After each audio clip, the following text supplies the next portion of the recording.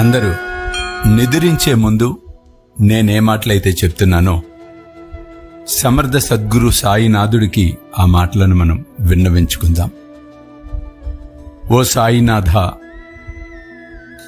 ఈరోజు నేను తెలిసి తెలియక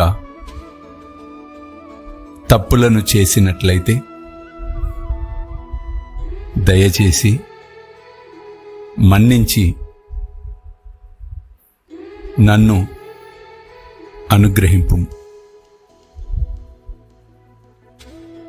రేపటి రోజు ఎటువంటి ఇబ్బందులు కలగకుండా,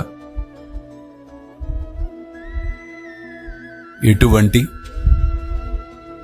తప్పులు చేయకుండా నన్ను కాపాడుము. నన్ను, నా కుటుంబమును సదా రక్షింపుము. సర్వే జన సుఖినో భవంతు. జై సాయినాథ్.